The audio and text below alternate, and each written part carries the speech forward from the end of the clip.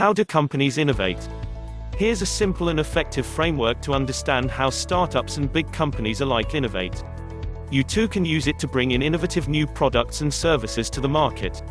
My notes: the internet has seen 3 great waves of business model innovation. They are: Phase 1, unbundling. This was a phase wherein you could purchase a single favorite song track. You need not have to purchase the entire CD in order to listen to that one favorite song of yours. Companies like Apple made it possible to do so. Same goes with TV channels. You need not have to purchase a package of 100 other channels in order to get those 2 to 3 favorite channels of yours. This is unbundling. The separation of products and services from one giant bundle to a single offering. Customers get to buy only those products and services that they wanted. Phase 2, disintermediation. This phase resulted in the elimination of middlemen as companies could reach out to their customers directly. Prior to this, middlemen who acted as an interface between the producer and the consumer. The internet allowed customization of products and services that suited individual customers.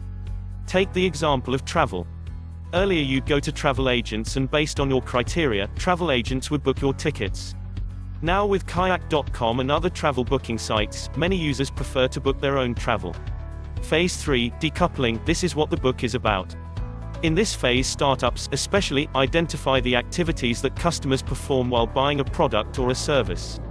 Once identified, these startups kept some of these activities for themselves while allowing incumbents to retain those activities that were difficult to replicate or had a high cost to set up. These steps or activities that customers perform while purchasing a product or service is known as a customer value chain, CVC. Example: in order to drive a car, a customer would perform these steps: 1. Search. 2. Go to various showrooms. 3. Inquire about price and features. 4. Pay. 5. Own. 6. Drive. These steps are steps in a CVC.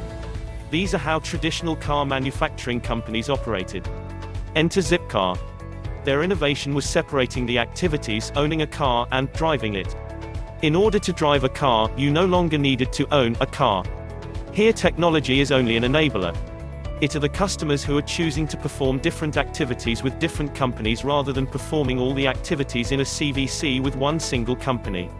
Disruptors decouple. Decoupling is a form of business model innovation. Let's take a detour and ask ourselves what we know as a definition of a business model. So a business model tells how a company provides value and to whom. How does it charge for the value it creates and from whom? Coming back, disruptors broke the links or decoupled various activities that a customer would perform in order to purchase a product or a service. Every activity that a customer performs in order to buy a product or a service can be classified as 1. Value creating. 2. Value capturing. 3. Value eroding. Let's take our car example again.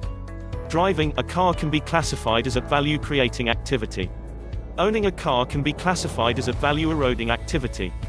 And when you purchase a car, companies charge money for the value they create. This purchase is referred to as a value capturing activity. Now a Zipcar kept driving, a value creating activity for itself, while allowing the incumbent car companies to retain the others like searching, inquiring, test driving, paying, owning. Likewise, startups can keep any of the category of the activities for themselves.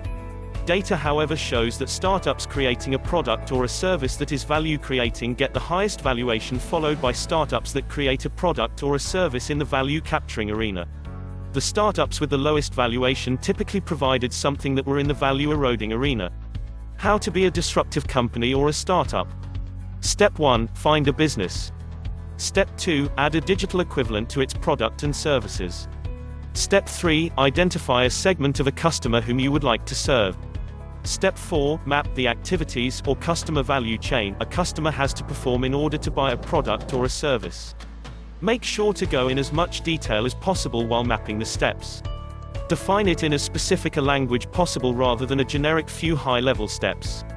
Step 5, classify the activities as value creating, value capturing, value eroding. Step 6, decide which of the activities you can do 10x or exceedingly well than what the incumbents are providing at the moment and innovate.